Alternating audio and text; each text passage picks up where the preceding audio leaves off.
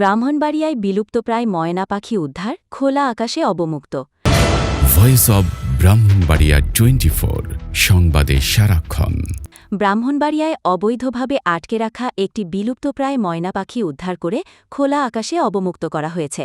গতকাল সোমবার দুপুরে ব্রাহ্মণবাড়িয়া পৌরসভার ফুলবাড়িয়া এলাকায় পরিচালিত এক যৌথ অভিযানে পাখিটি উদ্ধার করা হয়।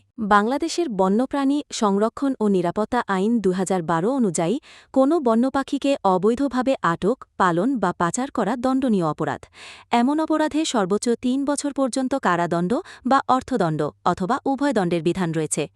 এই আইনের বাস্তব প্রয়োগের অংশ হিসেবেই ব্রাহ্মণবাড়িয়ায় উদ্ধার করা হল এই বিলুপ্তপ্রায় ময়না পাখি। অভিযানে অংশ নেন বাংলাদেশ সামাজিক বন বিভাগ, তরি বাংলাদেশ এবং স্নেক রেস্কিউ টিম বাংলাদেশের সদস্যরা।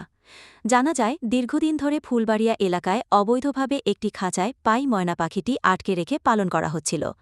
বিষয়টি স্থানীয় সামাজিক সংগঠনের নজরে এলে প্রশাসনের দায়িত্বশীল কর্মকর্তাদের সঙ্গে সমন্বয় করে একটি উদ্ধার অভিযান পরিচালনা করা হয়। পরে পাখিটিকে উদ্ধার করে নিরাপদ পরিবেশে খোলা আকাশে অবমুক্ত করা হয়। উদ্ধার অভিযানে উপস্থিত ছিলেন সামাজিক বন বিভাগ ব্রাহ্মণবাড়িয়া জেলার ফরেস্ট কর্মকর্তা মোহাম্মদ শাহজাহান, তরি বাংলাদেশের আহ্বায়ক Shamim Ahmed, snake rescue team বাংলাদেশের জুবায়ের রহমান মেহেদি এবং তাহসিন আরাফাত তন্ময়।